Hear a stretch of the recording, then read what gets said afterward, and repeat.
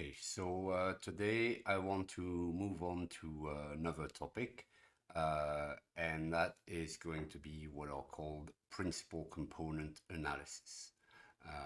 Well, what are called principal components, and the analysis that is done using principal components is principal components analysis. Um, to start with, let me point out that this is another problem of dimensionality reduction. Okay. Um, well, one of the things we've seen, although we haven't maybe talked about it as much as we could have, is the fact that when we looked at the SVB, we could use that for dimensionality reduction. And for instance, the example I showed with the image compression, that is a typical use of a technique to reduce the dimensionality of the problem. Okay. Now, what we're going to look at here is another dimensionality reduction technique, and this one is called PCA.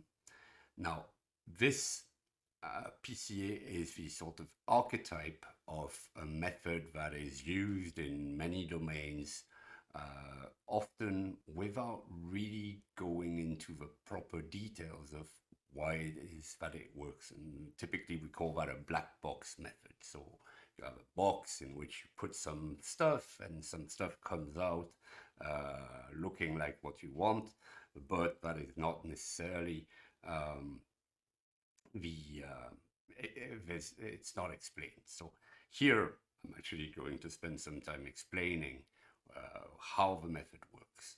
Okay, so this is the core of this course is that the techniques that you would be using as data scientists, you need to understand a little bit where they come from.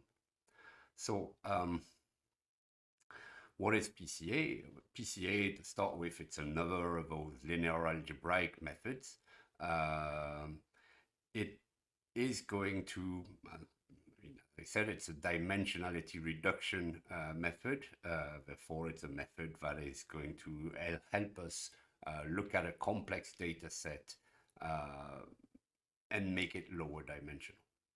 And it's a non-parametric method in the sense that it does not assume anything about the underlying distribution of the data.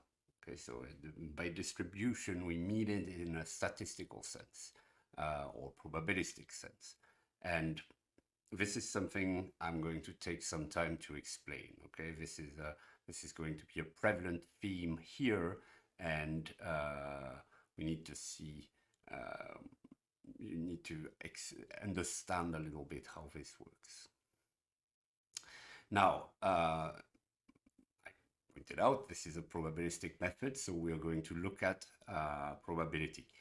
I'm going to take a very brief glimpse into this. Okay, this is not a course on probability, but there are some ideas that are important here. So, first of all, let me point out. So probability, if you want to do it properly, it requires what is called measure theory. Measure theory is something that you would see if you were in a math program by the time you get to third or sometimes even fourth year. So this is not simple, and we're just going to brush it. I'm not going to explain anything essentially, but I'm going to try to give you a sense of some of the ideas. So we'll be using a lot something that's called a random variable. So that is a fundamental concept, and it's the concept on which most of probability is built. Okay, a random variable is typically denoted capital X, but there's other things. But it's a measurable function. So a random variable is a function. It's measurable. That means we're able to size we're able to measure the size of sets. Okay, so this function is a measurable function, and it goes from some space omega, which is typically the set of outcomes, so the sample space, into another measurable space. You define the probability as essentially the measure of the subset that you're looking at. So here, for example, this is the formal definition of the probability that the random variable takes values in the subset S. And it's simply that we take elements in the sample space that have image in that subspace that we're looking at, or that subset we're looking at. Don't worry about it, okay? The precise details are way beyond what we want to look at in this course.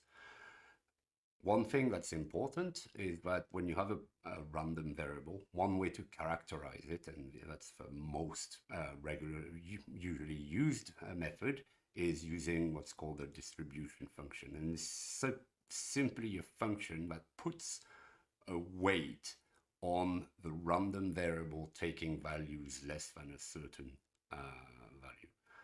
I should point out, most of the time, the space here, E, will be the set of real numbers, for example.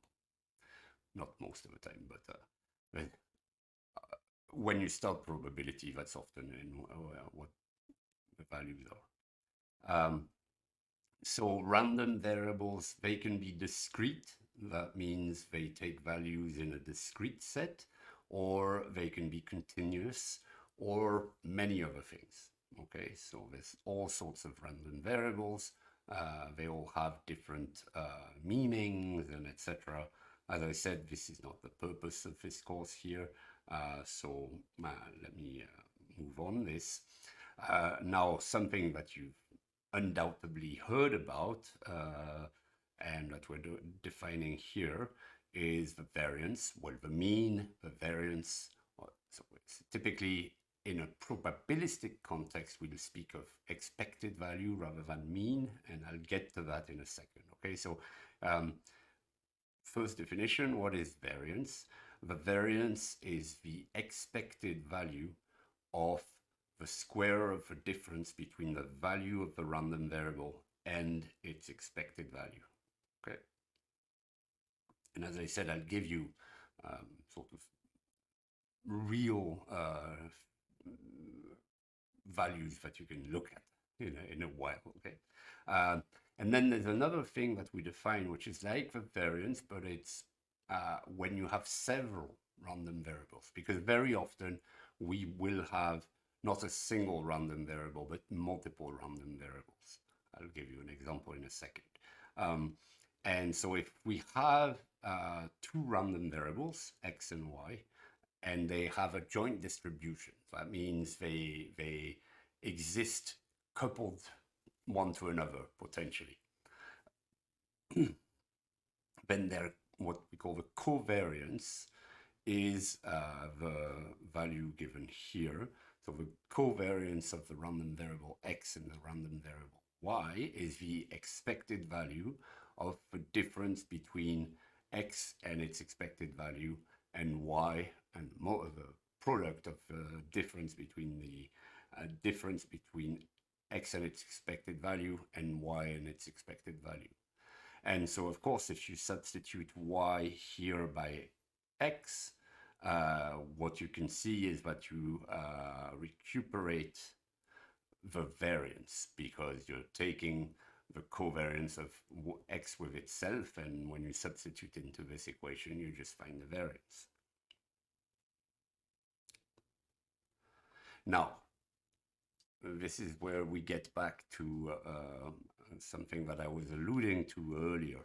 So what happens is, what I was talking about before are theoretical definitions. Okay, we can compute the expected value if I am given a form, functional form for the distribution of probability for a random variable. I can compute formally often the value of the expected value, the value of the variance, the value of the mean, of the covariance, etc. But what happens is that this is the theoretic observation, and it's something that frequentists in statistics typically call the true law. So the idea is that when you're observing some process, there is an underlying true law that characterizes this process. And you, as a scientist or as an observer, you're not able to observe all the variables, all the values, okay? Because if you think about it, so for example, let me think of somebody's height.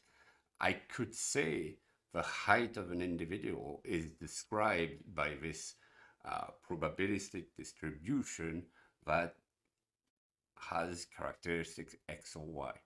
But if I'm going to do this, I need essentially an infinite number of observations to be able to do that.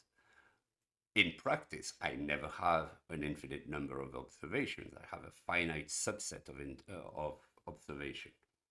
And what statistics does is try to make sense of this finite set of observation and transform it into, well, try to guess which underlying true law gave rise to these observations.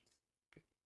And to do that, we use what are called estimators to estimate the value of a parameter. So for instance, the mean, so the expected value, the variance, the covariance, we can look at the sample. So a sample is simply a set of observations, and we can look at this sample and try from using those estimators to find what the true value of the quantities we're looking at is. Okay, so let me show you an example. I mean, these are the well-known examples. So the first one you've seen. So suppose I have n data points. So I'm going to call that the sample, and that then I can define the mean of that sample, and this is simply 1 over n times the sum of the terms in there. So when you've computed your average, this is what you've done, okay? And this is an unbiased estimator of the mean. Bias of an estimator, I'm not going to get into the details, but simply means it's an estimator that has good properties in terms of some of the quantities that we want to estimate using that estimator. Okay, so the mean is estimated this way. An unbiased estimator of the variance of a sample is then 1 over n minus 1 times the sum of the differences between the value of x at the sample points and the mean as estimated using that first estimator. Okay. Now you'll note that I'm dividing by n minus 1 here. I could also divide by n, and that takes us into back into what I was saying. So if I divide by n, I get a biased estimator of the variance, whereas if I divide by n minus 1, I get an unbiased estimator. Okay, well, it's not really important. You can divide by n minus 1, you can divide by n. It doesn't really, if your sample is large enough, it doesn't make much difference. Okay, but if it's not very large, then there can be quite a difference. Now, covariance, suppose I have, so here I'm looking at covariance with two sets of observations. So suppose I have data points. So my data points here, and let me, I'll come back to that in a second, but my data points could be age and weight, or height and weight. Okay, think of this that way, and a data point would correspond to one observation on someone, for instance. Okay, so suppose I have a bunch of data points and I compute the means of along the two variables. So that would be age and weight, for instance. Okay, compute those means. Then an estimator of the covariance of a sample is simply 1 over n times the sum of the products of the differences between xi and its mean and yi and its mean.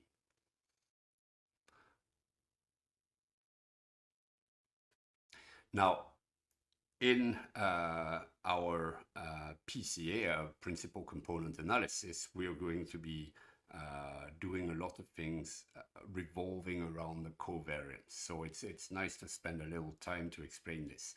So if you think about a data sample, so you've got a bunch of data points. If you're looking at a one-dimensional data sample, so suppose I'm looking at the height of people, then the variance is going to explain how that data disperses around the mean. So the mean is going to give you like what the average actually is, but then the variance tells you how much variation there is around this mean. So if the variance is small, for example, then the mean would explain most of what is there, okay? Whereas if the variance is large, then the values are quite dispersed around the mean. Okay. Well, covariance does the same thing, but it does so for multiple relations, for example. So suppose height and weight, and I will have an example of that later on. So covariances, what do they tell you? Well, in effect, the value of the covariance itself is not as important as the sign of the covariance. So if I have a positive covariance, it means that, for example, if I'm looking at height and weight, then both dimensions are going to change in the same direction. So if I have a larger height, I typically have a higher weight. This is going to be true for this type of variables, okay?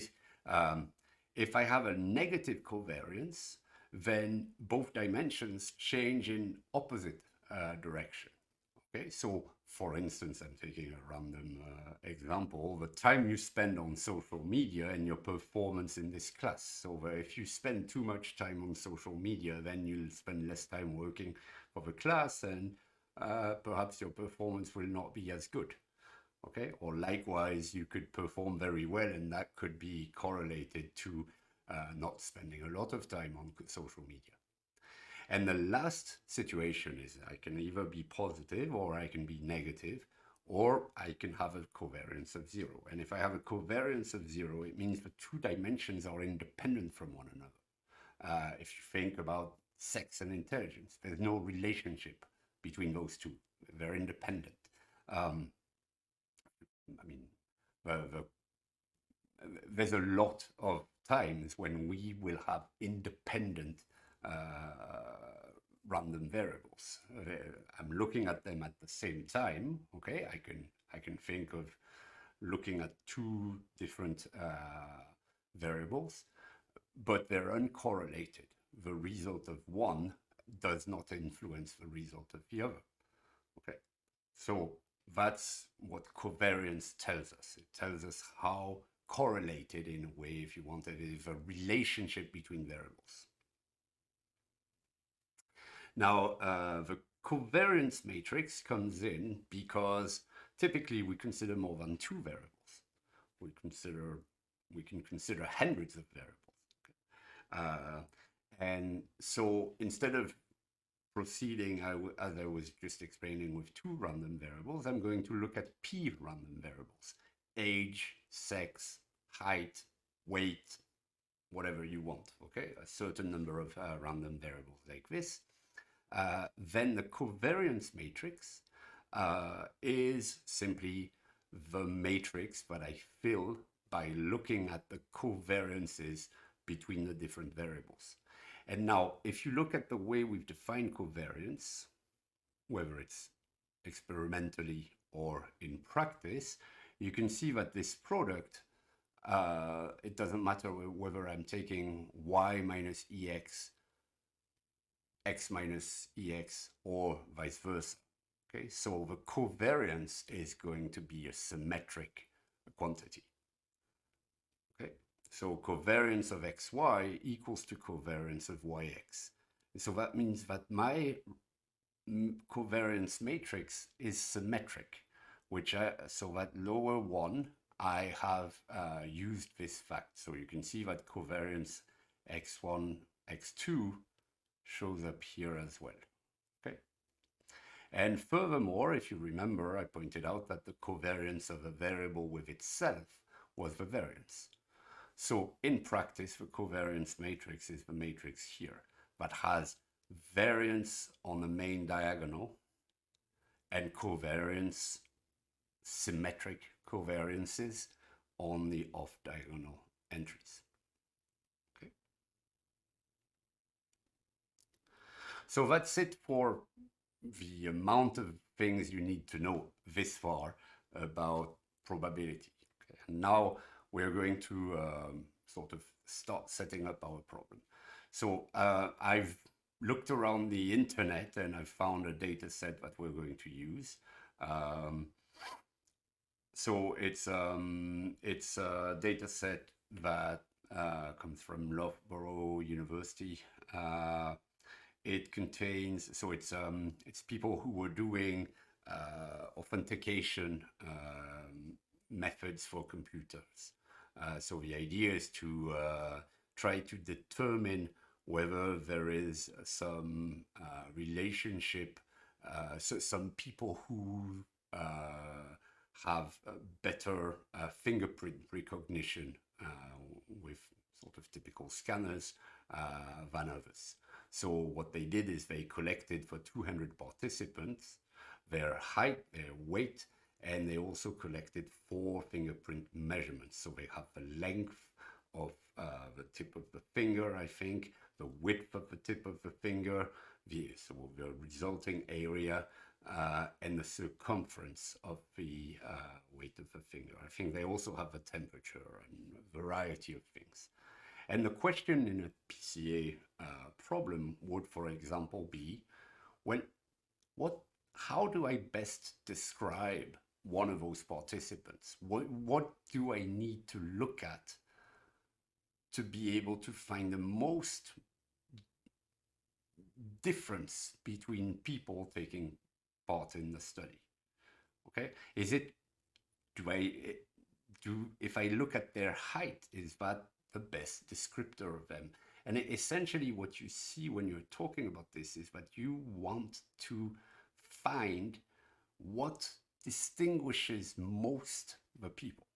So you're going to be looking for a way to maximize the variance. Okay, so because if everybody is the same with respect to one characteristic, then this is not really useful in terms of distinguishing between people. What I have to do is I have to maximize the variation between people in order to be able to say, yeah, that person is very different from that person. Okay. So first of all, these are the characteristics that you'll see in the table. You'll see the table probably in the next lecture. Okay, we won't get that far today, but it will come soon. So in that data set, we have 11 variables for each participant. We have their number, their gender, their age, what is their dominant hand, so are they left or right-handed, the height, so we've taken 3 measurements and taken the average, the weight, same thing, 3 measurements, 3 average, and the average, the temperature of the fingertip height, width, area, and circumference. Okay, so there's 11 random variables. And we want to, that are taken for each person, and we want to distinguish the people. We want to find a way to really be able to tell how people differ with respect to those. So first of all, and that's the first time we'll talk about this, but we'll see it in practice.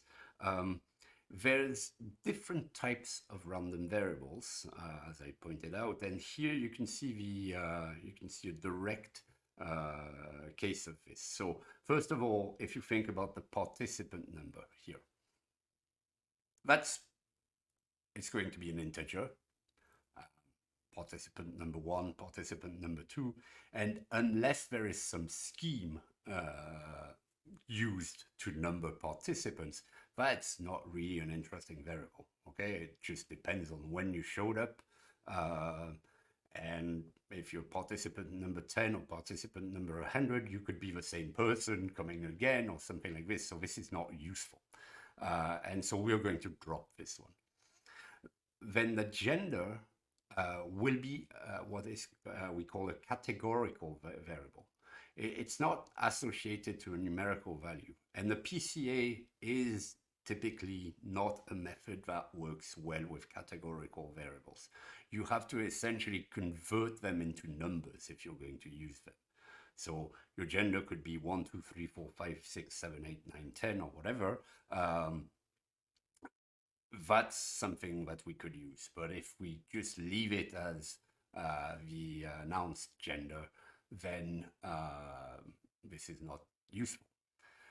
Age is going to be a discrete valued variable. Dominant hand is again categorical. So it will either have to be converted into a numerical value, say -1 or 1 or something like this, or not be used. All the others, you can sort of assume that they're real valued. In practice, of course, they're not going to be real valued. They're going to take values in, for example, you measure in centimeters, and you're not going to go down to 10 to the -5 precision in the centimeters. So these are essentially integer valued as well. But for most of our purposes, we can usually consider them as real. Okay, and that's important. So because as I pointed out, the type of variable, the type of numerical value or not numerical value that the variables have is going to make a difference in terms of how you use the method. So continuing with this example so far, what we'll have is each participant is going to be a row in the matrix. And that's what we are going to call an observation. Okay, so each participant with their values for each of the random variables that we're looking at is an observation. And each variable is then a column. You could present things the other way. Typically, nowadays, we mostly do variables as columns and observations as lines, because you'll have way more, it's much easier to add lines to a file than to add columns to something, okay? You will see that sometimes we're assuming that it's actually the other way around, but just be aware that most of the time what you're going to get is columns, the variables, and rows, the observations. And now we have this matrix, and what we want to do, the purpose of PCA, is to find what dimension essentially carries the most information. Okay, and so what's going to happen, to give you a sort of preview of where we're going to go in the next little while, is that we'll end up doing the following. We'll project the information in what is called a new basis. And in that basis, the first dimension is going to carry the most variance. The second dimension is going to carry a little less variance, and etc. and etc. Okay. So the first thing we need to do in this context is we need to learn how to change bases. And I will work out an example or two to really show you how this happens, because I believe this is not in the program of 1300 or 1210 anymore, or it has never been in 1210, and it was not in 1300 anymore. But anyway, so it's not complicated, and I'll explain first the theory, and in separate slides I will separate video, I will show you a few examples. Okay, but for now, let me just explain the theory. So what's the change of basis? So we change bases between vector spaces. So and okay, so before I go any further, okay, so let me suppose I have a vector space V, and that I have two bases for this vector space. I have one which is denoted by B and one that is denoted by C. B has vectors u1 to un, and C has vectors v1 to vn. And of course, this is a vector space, it's a finite dimensional vector space. I have the same number of entries in both bases because they're both linearly independent and spanning. Okay, so I need the same number of vectors in both. Then what we call the change of basis matrix is the matrix P that takes you from B into C, and observe the notation, okay? It goes to C from B. That's an n by n matrix, okay? Because remember that the dimension of the space is n. So I have an n by n matrix. And that matrix is defined the following way. It's got columns U1 in C to UN in C, where U1 in C to UN in C are the coordinate vectors of the vectors of the basis B expressed in the basis C. Okay, and again, I'll show you examples. This sounds perhaps a little complicated, but it's not as complicated as this makes it sound.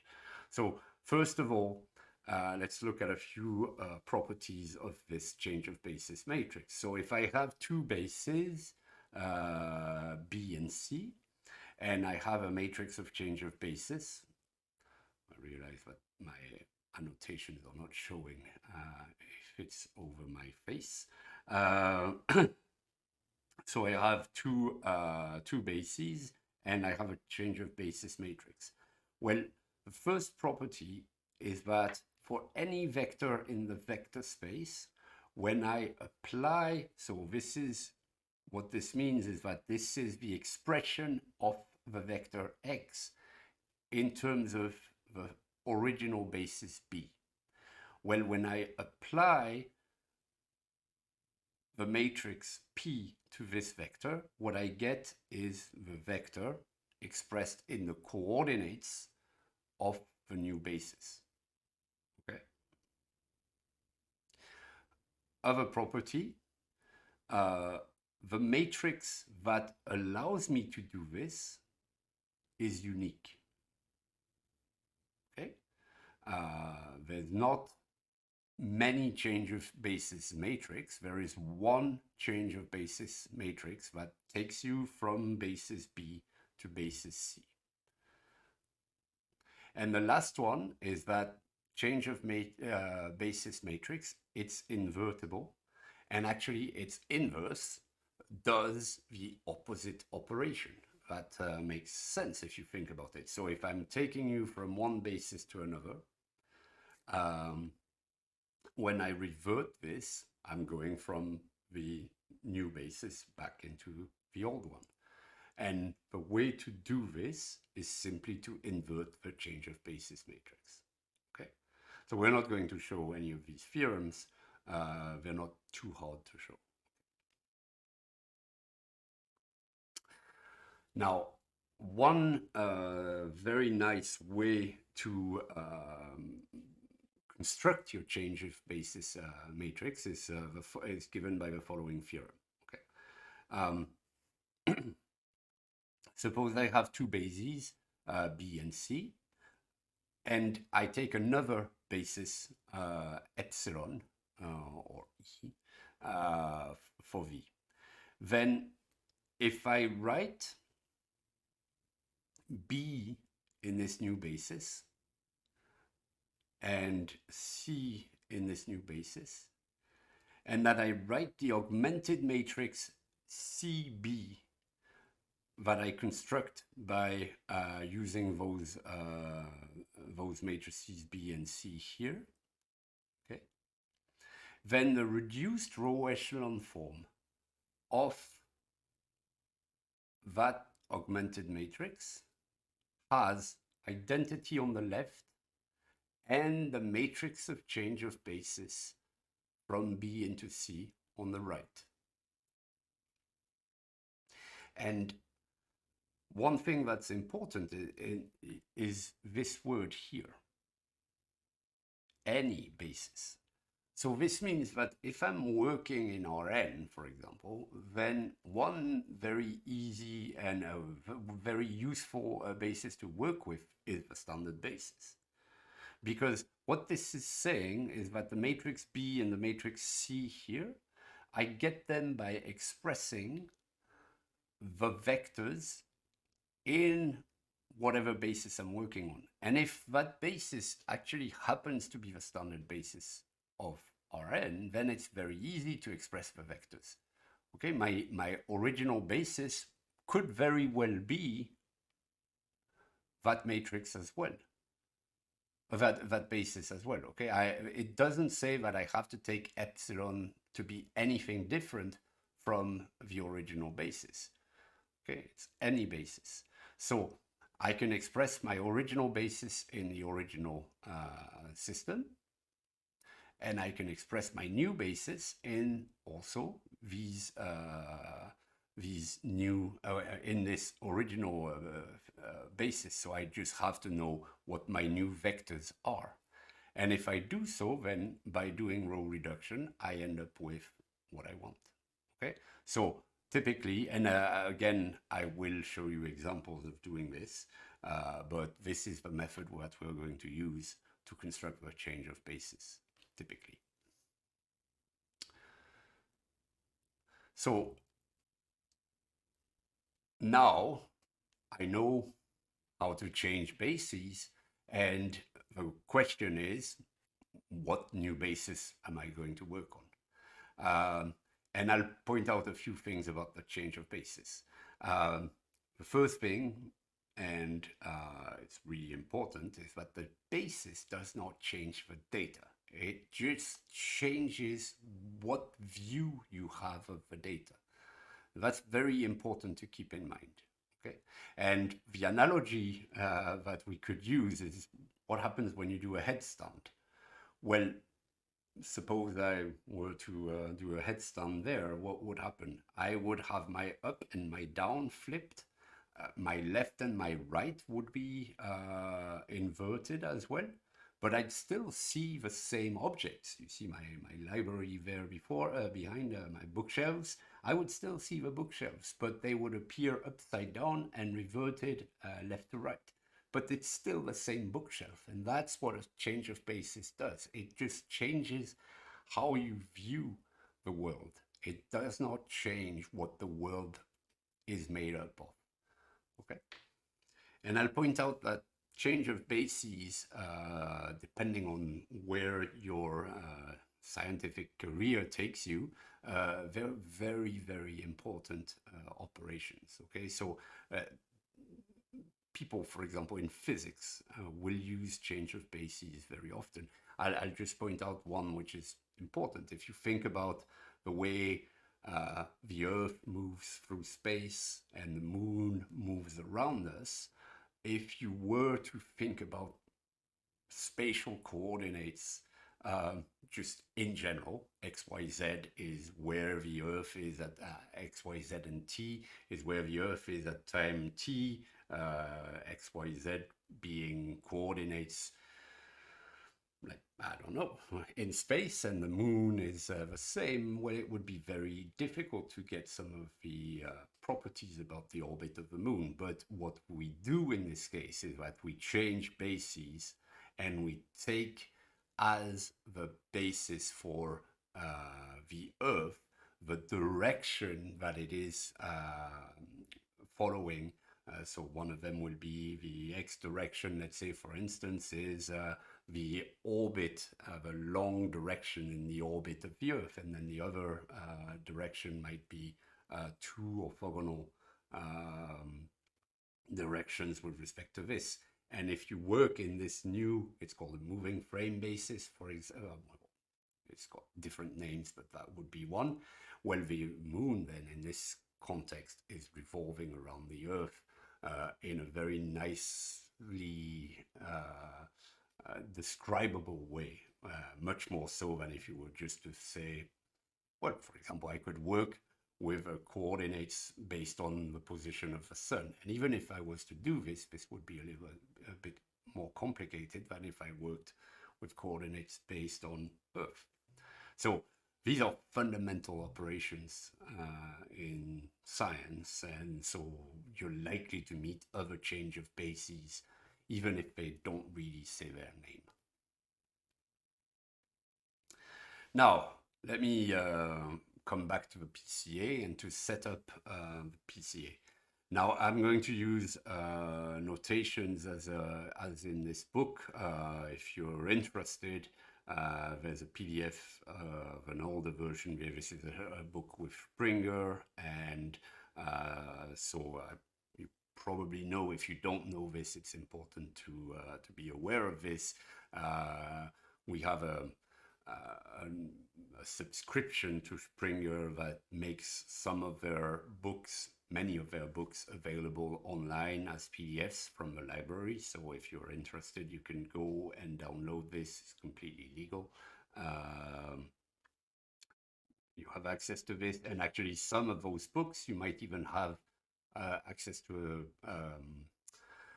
a system where you can print out you can get a printout of the book for 20, I think it's $25 or something like this, and they'll send you a printed out version with a proper cover and etc. It'll be not hardback, but you'll get a printout, and it's sometimes interesting, even for your other topics.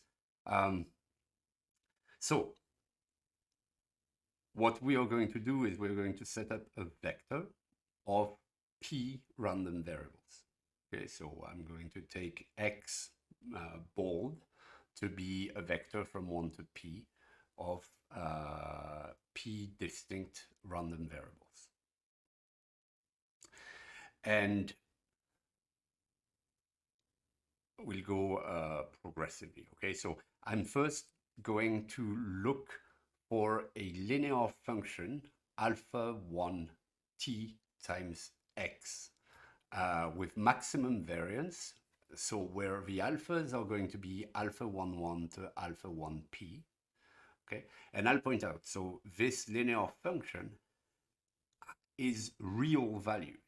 Okay, I have a vector x with p components that I'm taking the dot product of with this vector alpha 1 with components alpha 1 to alpha p. Okay, so this number here is real.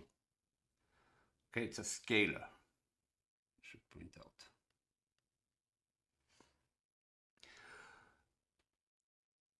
So we find this function with maximum variance. Then what we're going to do is we are going to seek a second function, this time also with maximum variance, and we're going to seek it so that it's uncorrelated to that first function we have. Okay, and we're going to continue this process. When we get to the kth stage, we have a linear function with maximum variance that's uncorrelated to any of the previous functions we found, okay? And it still has maximum variance. So those alpha I t times x, those functions, those linear functions, are what we call the principal components. And so alpha I sub t, alpha I transpose times x, this is the I principal component. Okay. Now, when the covariance matrix is known, we have a certain way of proceeding. And I'll point out that when it's unknown, what we're going to do is we're going to create the covariance matrix by using our estimator of the covariance matrix. Okay, but to start with, let's suppose that we know the covariance matrix. That means we know what the random variables actually are. So what we find in this case is that the k principal component is this function zk here, where the alpha k's that we end up using are actually the eigenvectors of sigma, the covariance matrix, corresponding to the kth largest eigenvalue. And if furthermore we're careful and we actually normalize those alpha k's, so these eigenvectors, and suppose they have norm 1, then what we get is that the lambda k, the eigenvalue, then it carries the variance of zk. Okay, so now what I'm going to do is get into the details of why it is that we can take those eigenvalues and eigenvectors and obtain what we want. So let's start with the first eigenvalue eigenvector pair, and let me explain to you why that maximizes variance. And the others will work a bit the same way, so we'll go into some detail about this later. But for now, let's start with the first one. So I'll remind you, so we are looking for this principal component here, which we obtain by multiplying the vector of random variables x by this alpha 1. So I'll remind you that this is a quantity that is a scalar, okay? And we want to maximize its variance. And we want to do so, I'll remind you, with the constraint that the norm of the vector alpha is equal to 1, because that is going to allow us to pull out lambda as the variance that we're looking for. So the first thing, and I'm not going to show you this right now, although I might take a little time later to explain to you why that is. But the first thing is that the variance that we're looking for, so the variance of that principal component, we can get it by multiplying the sigma being the matrix of covariances. So we can get the variance associated to alpha 1 transpose x, so that first principal component, by multiplying sigma on the left and on the right by alpha 1. Okay, and this again is a number. Okay, this is a number. It's actually a non-negative number, so I should actually say that it's in R plus. Okay, and as I said, for now I won't tell you why that is, but I probably will take some time later to explain this. Now, we want to maximize this variance. So we want to maximize alpha 1 transpose sigma times alpha 1. And we want to do so under the constraint that the norm of alpha 1 is equal to 1. Now, this is something you might not have seen. So those of you who have taken multivariable calculus, you have seen this. If you haven't taken multivariable calculus, this is something you will do in multivariable calculus if you ever take that course. But it's what are called Lagrange multipliers. So what is Lagrange multiplier? It's a method for solving an optimization problem, and this you've definitely seen in first year calculus. So optimization being I'm looking for a maximum or a minimum of a function. And Lagrange multipliers are means of doing so for more complex functions than the ones you've looked at in first year. And I'm going to explain this a little bit, but again, this is not the purpose of this course, but I'll show you how this works because it explains where the math is coming from.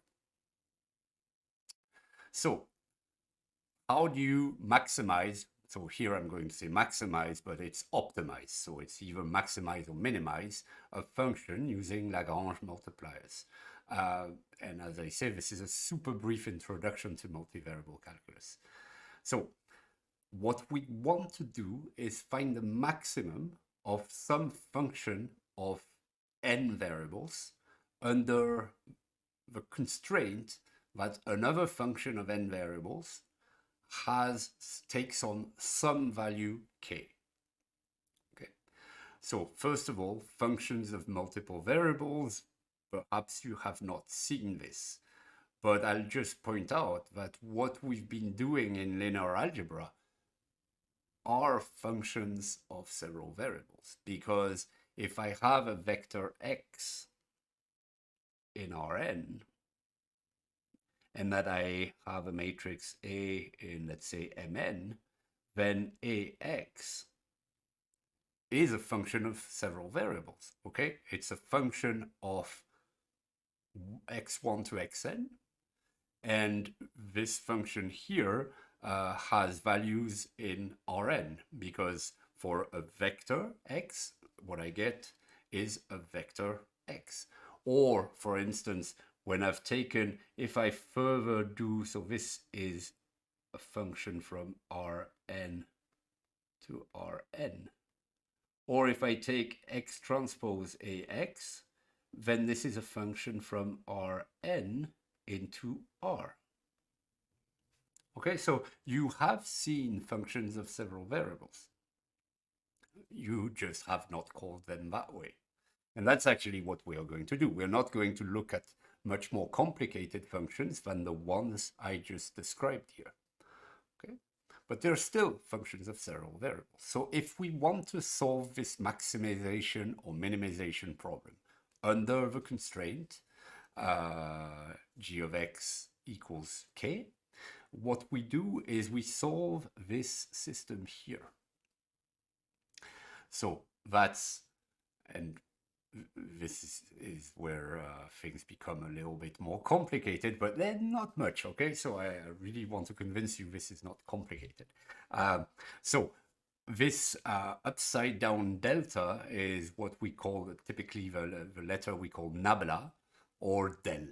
And it's what's called the gradient operator. So I'll explain in more detail how this works, okay? For now, let's just say it's an operator, so it's something that operates on, and what it does is what's denoted here.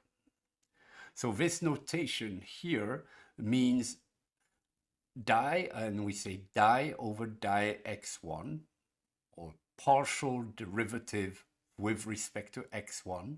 This is simply the derivative of the function with respect to the first variable it depends on. And I will show you in much more detail in a little while how this is going to work in our particular case, okay? But so the del operator, or the nabla operator, the gradient operator, is an operator that differentiates a function with respect to each of the variable that function depends on. Okay? So to solve using Lagrange multipliers, what you do is you solve this system. So derivative, well, vector of derivatives of f equals lambda times vector of derivatives of g. And you also add the condition that the function g is equal to k. Okay. Then what you do in general is that this is going to give you a set of solutions. You're going to get several solutions, and then you take all these solutions and you check whether these, which solution is the maximum, for example. That's in general. okay? And you suppose, and also, yes, you check that the gradient of G is not 0 at those maximal values. But what you will see is that in our particular case, it's going to be much simpler than this, okay? But, okay, so when we do this, when we find lambda, well, I mean, in practice, we find a lambda, and that lambda allows us to solve. And what we call lambda in that case is the Lagrange multiplier, okay?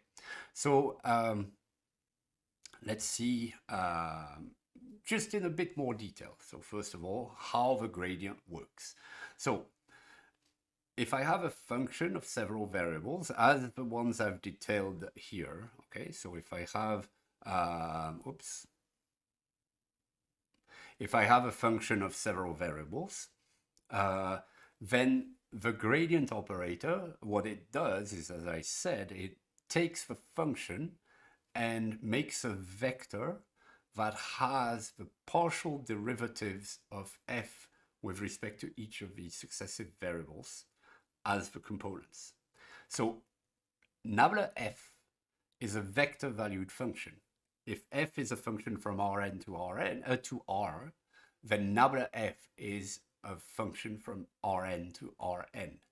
And one way that we often write it is also this way. Nabla f is and that notation f sub x1 means it's the partial derivative of f with respect to the first variable, and then partial f, oops, I need a plus there. The last one here is the partial derivative of f with respect to the nth variable. And this, I said it's a vector. So if I multiply these quantities by the standard basis vectors of Rn, I get a vector. Okay? And as I said, I am going to show you an example in no time. So, and I'll point out, okay, this is going to be maybe a little confusing, but don't worry about it.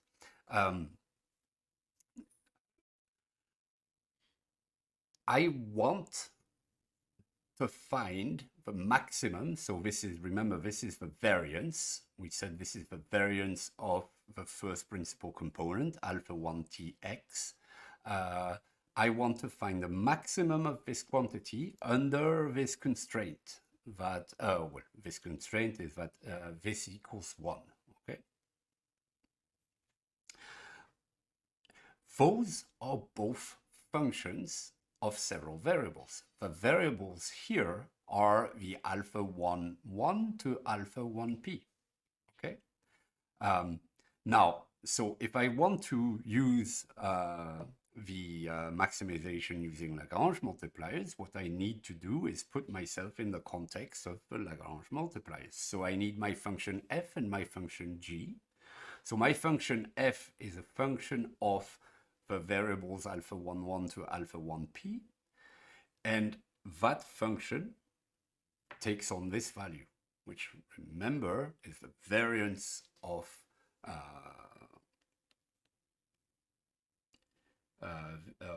alpha 1 transpose x, and that's what we want to maximize.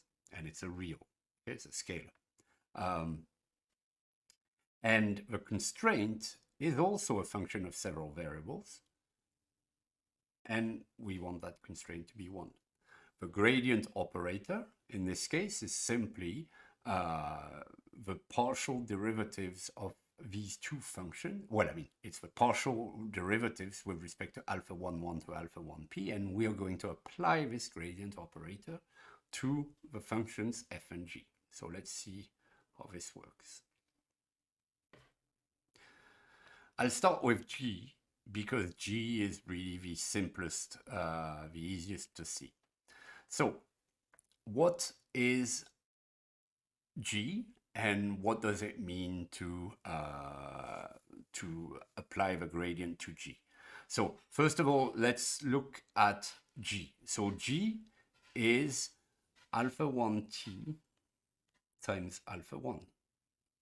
So that's alpha 1 dot alpha 1, well, alpha 1t dot So this is the square of the norm of alpha 1.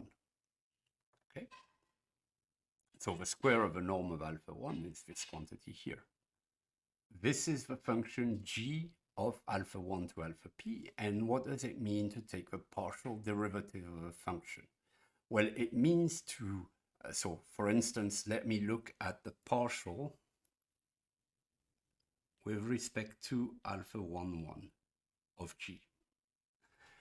That means that I'm taking the derivative of g with respect to the first variable, and I'm treating all other variables, alpha 1, 2 to alpha 1p, as constants. Okay? When you have a constant, when you differentiate a constant, you get 0. Okay? So this function here, alpha 1, 1 squared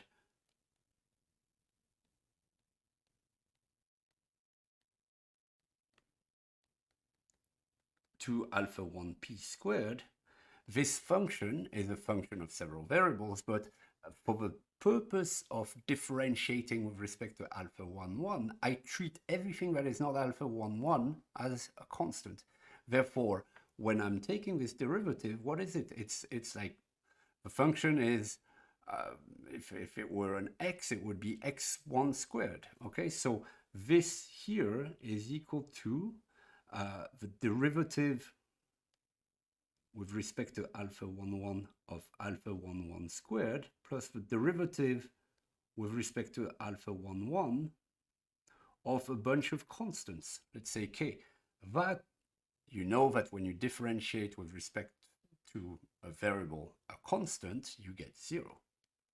So the partial derivative with respect to alpha 1, 1 of alpha 1, 1 squared is the derivative of, what is it? It's 2 times, this is a polynomial, it's x squared. What's the derivative of x squared? It's 2x.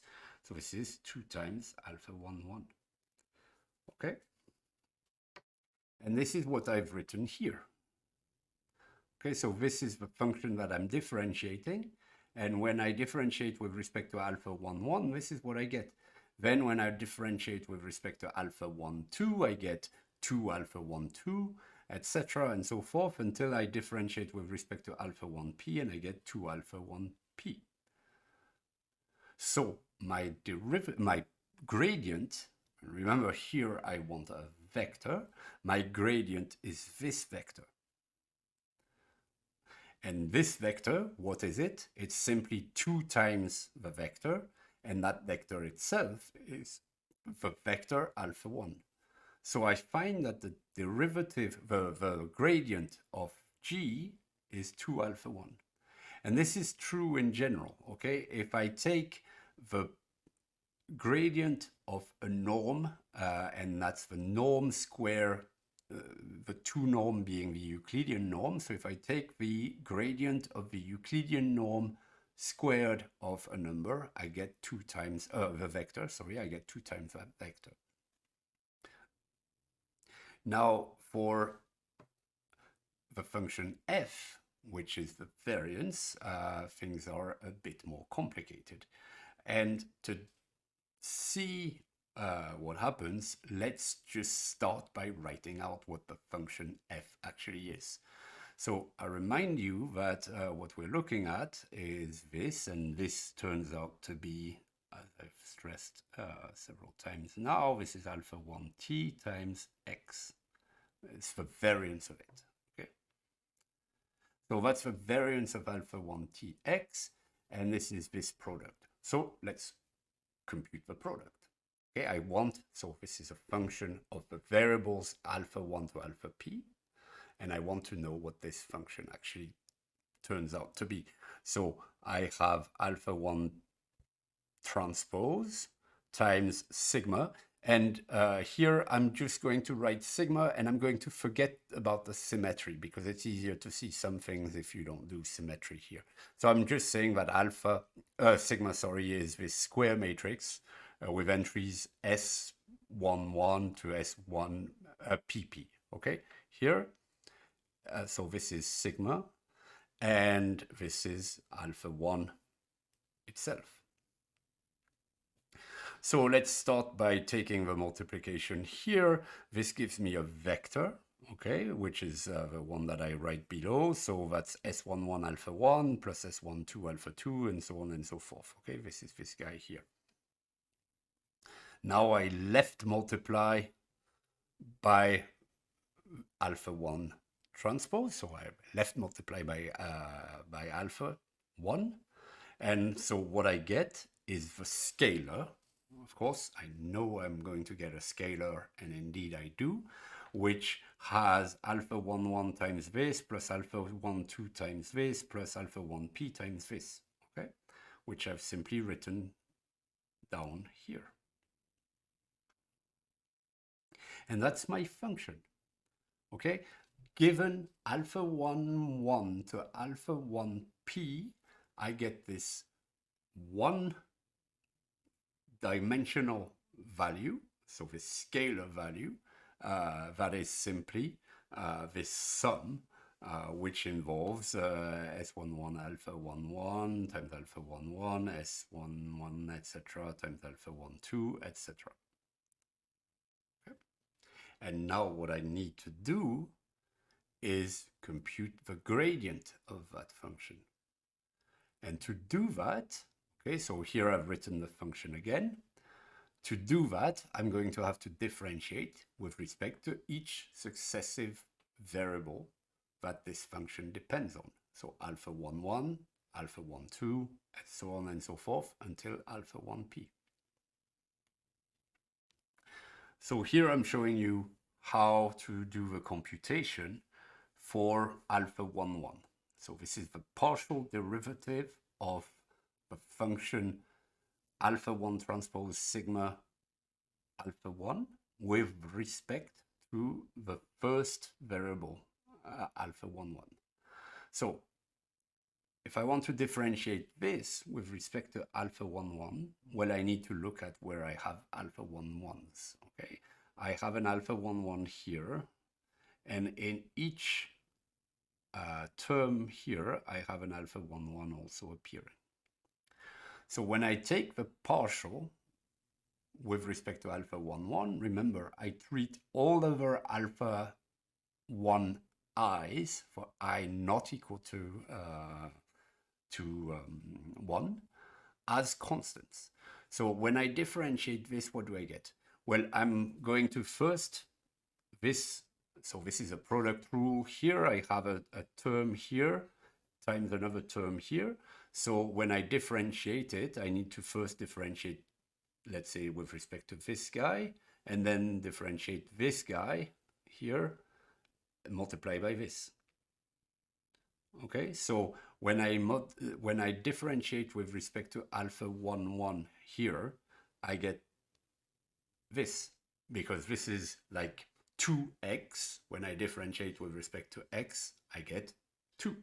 So I just take my constants and differentiate with respect to this and keep them over, okay? So that alpha 1 1 disappears and I just keep my constants. And then I also have this guy here. So what happens when I differentiate this one with respect to alpha 1 1? Well, I get S11 alpha 1 1, okay, which is this term here. Plus, now I need to differentiate this with respect to alpha 1 1. Well, with respect to alpha 1 1, the only non-zero term is this product here. When I differentiate this with respect to alpha 1 1, I get S21 alpha 1 2. Okay, all the others, all of those don't have alpha 1 1s in them, so they are equal to 0. Okay, and I continue until the last one. So what's the derivative of this with respect to alpha 1 1? Well, this times this. And this is this guy here. So when I put everything together, what do I see? I have this sum here plus S11 alpha 1 1, S21 alpha 1 2, SP1 alpha 1 p. So this is this expression here. And now For the 1 it's easy, but it's for later that it's better not to write the symmetry down right away. But here, okay, so remember that the matrix sigma is symmetric. This means that S21 that you see here is equal, actually I could probably write them like this, S21 is equal to S12. Okay, so if you look at this sum, it's actually, oops, it's actually 2 times this. Okay. And if we continue in the same way, we will find, and I let you do the computation if you want to check, that for a given I from 1 to p, what we find is that the partial derivative of alpha 1t sigma alpha 1 is equal to this quantity, which again, because of symmetry, this SI1 is equal to this yes, I1 here hasn't changed. It should be, actually it should be 1I here, 1I. So those terms equal, okay, because of the symmetry, and that means that I get 2 times this sum. And if you look at these sums, this means for each row and column, what I end up with is this. Okay, because this corresponds to the ith row in sigma. And so the ith row in sigma, when I differentiate this quantity with respect to the ith component in alpha, I get 2 times the ith row, product of the ith row with alpha. So what this means is that this is true. The gradient of alpha 1t sigma alpha 1, so the gradient of the variance is equal to 2 times sigma alpha 1.